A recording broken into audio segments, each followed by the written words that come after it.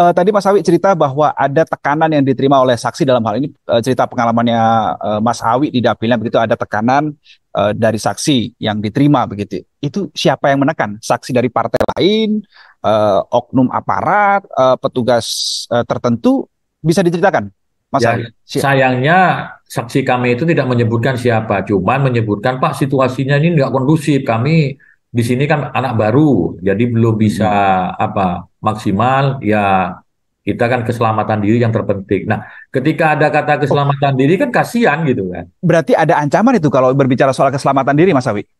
Ya, saya kurang tahu yang terjadi di lapangan. Tapi biasanya kalau hal Hmm. yang seperti itu, misalkan di lapangan kan namanya anak baru jadi saksi gitu kan. Sementara yang Mm-mm. lain pelaku-pelakunya sudah senior semua misalkan. Sampai ada, kalau dia tidak dalam tekanan, ya tentu dia suara P3 tidak bergeser kan seperti itu.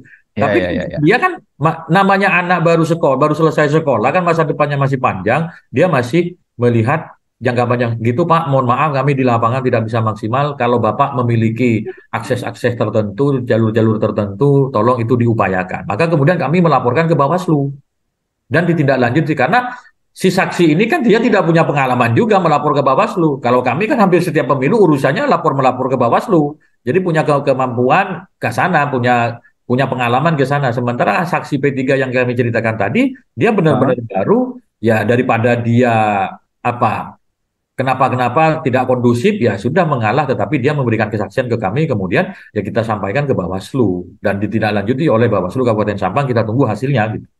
Itu bentuk bentuk tekanannya seperti apa, Mas Awi? Apakah dengan ancaman tertentu, hanya verbal saja, atau menggunakan kekerasan-kekerasan tertentu, atau ada iming-iming mungkin? Seperti apa tekanan yang dikasih?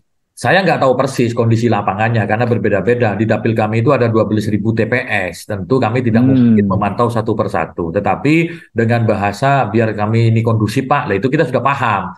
Namanya Oh, namanya disaksi, perdebatan saksi kan pasti perdebatan verbal.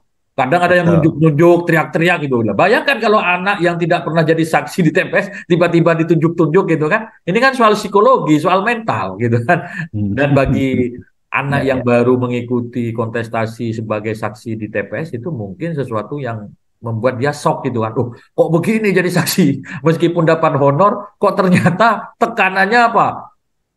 Psikologisnya kayak gini, berat kan gitu kan. Jadi Ya, ya, ya ya. sudah dia kan menyampaikan kami maklum dengan situasi yang ada ya kami tidak memperpanjang di bawah. Yang penting jalur formal kita lalui dengan melapor ke Bawaslu. Sudah ada respon itu, Mas Awi, dari Sudah, Bawaslu? setidaknya Sudah. pelapor dari pihak kami itu sudah dipanggil oleh Bawaslu Kabupaten Sampang Hmm. dan memang ketika di cross check datanya benar karena C1-nya kita punya gitu. Tapi ketika Hmm. mau masuk kecamatan kok berubah. Ini kan sesuatu yang Hmm. apa yang terjadi anomali saya kira dan itu tidak baik bagi demokrasi kita.